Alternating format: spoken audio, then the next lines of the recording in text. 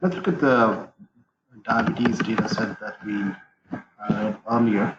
So just read out CSV diabetes. That's how we read the file as we did last time.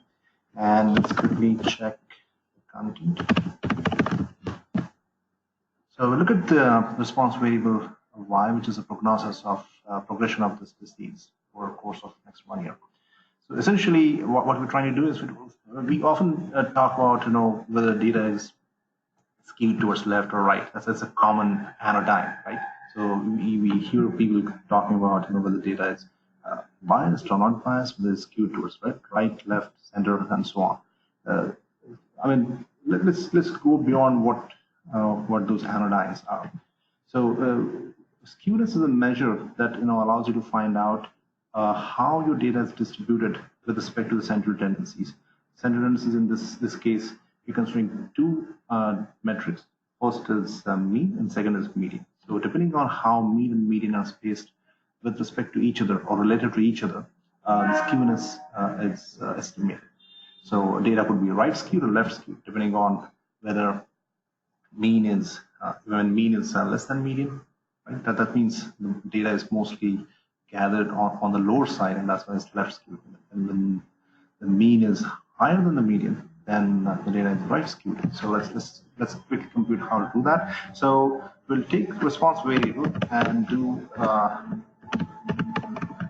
summary on this to get the six fundamental metrics, right? So the lower end of the range, higher end of the range, the first quantile, the second quantile, which is median, and the third quantile, and the mean as well. So mean serves as a relative yardstick to measure the distribution.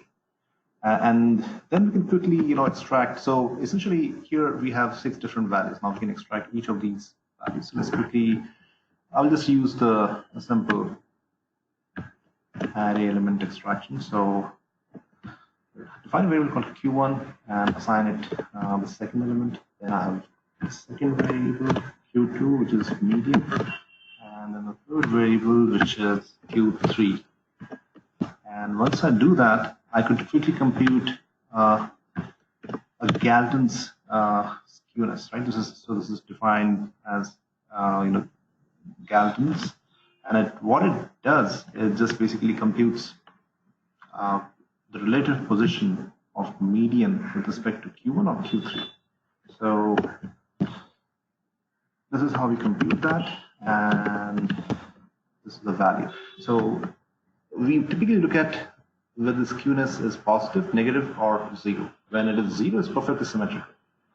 When it is positive, that means the distribution is right skewed. That means it has overwhelming majority of values are higher than the median, and that's why the mean is shifted towards right. And if the skewness had been negative, then we would have concluded otherwise, right? So this again can be quickly looked at by doing a bar plot. If you want to quickly visualize that, and if you just expand this bar plot, you can see that the mean and median both would be in the 5th bar, right? So that's 125 to 150 range, and you can see that most of the distribution is shifted towards right, and that's why it's right.